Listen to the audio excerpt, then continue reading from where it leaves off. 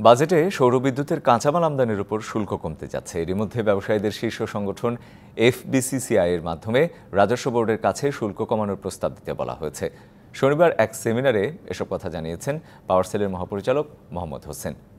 ব্যবসায়ীরা জানান, সৌরবিদ্যুতের কাঁচামালের উপর আমদানি শুল্ক চড়া থাকায় অনেকেই আগ্রহী হন না সৌরবিদ্যুৎ উৎপাদনে। গ্রাহক নিজের আঙ্গিনায় বিদ্যুৎ উৎপাদন করে তা ব্যবহারের পর বাড়তি যা থাকবে তা জাতীয় গ্রিডে সরবরাহ করবেন। এমন পদ্ধতিকে বলা হয় নেট মিটারিং। বিদ্যুৎ উৎপাদনে নবায়নযোগ্য জ্বালানির ব্যবহার বাড়াতে 2018 সালে এই নেট মিটারিং নীতিমালা গ্রহণ করা হয়। তবে তাতে সাড়া মিলেছে খুবই সামান্য। দেশে নেট মিটারিং পদ্ধতির মাধ্যমে 3 থেকে 4,000 মেগাওয়াট বিদ্যুৎ উৎপাদনের সম্ভাবনা থাকলেও সেখানে এ পর্যন্ত হয়েছে মাত্র 109 মেগাওয়াট। শনিবার রাজধানীর দ্য ডেইলি স্টার ভবনে চেঞ্জ ইনিশিয়েটিভ নামে একটি বেসরকারি গবেষণা প্রতিষ্ঠানের আয়োজিত এক অনুষ্ঠানে এমন তথ্যই তুলে ধরেন সংশ্লিষ্টরা। জানান, নেট মিটারিংয়ের বড় সম্ভাবনার জায়গা ইপিজেডগুলো, কিন্তু তারা আগ্রহী নয়।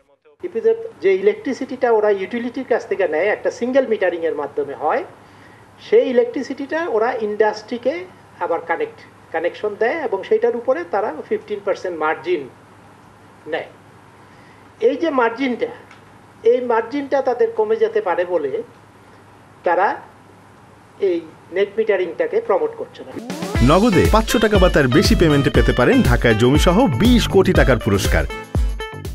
ইপিজেড আইনে কোনো বাধা নেই, কারণ ক্যাপটিভ পাওয়ার প্ল্যান্টের মাধ্যমে প্রত্যেক ইন্ডাস্ট্রি তারা তো আমাদের কাছ থেকে লাইসেন্স নিয়ে ডিজেল দিয়ে বিদ্যুৎ তৈরি করছে।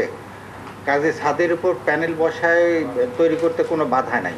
ব্যবসায়ীরা জানান, দেশে সৌর বিদ্যুৎ উৎপাদন বাড়ানোর কথা বলা হলেও কাঁচামালের উপর চড়া শুল্ক বহাল রাখা হয়েছে। সোলার ইকুইপমেন্টে যদি আমি ট্যাক্সেশন অনেক হাই করে রাখি সবকিছুতে, আমার আলটিমেটলি সবকিছুর দাম বেড়ে যাবে। কেবল is 58% tax, structure is 58% tax. তবে পাওয়ার সেলের মহাপরিচালক জানান, বাজেটে শুল্ক কমাতে প্রস্তাব চাওয়া হয়েছে ব্যবসায়ীদের কাছে। এই রিনিউয়েবলের এই অংশটুকু ইনভার্টার এবং অন্যান্য আগামী এই 1-2 দিনের মধ্যেই এফবিসিসি এর কাছ থেকে প্রস্তাবটা পরিবেশে যাবে। পরিবেশ সচিব এটা মুভ করবে with the NBR. Meher Moni, DBC news, Dhaka.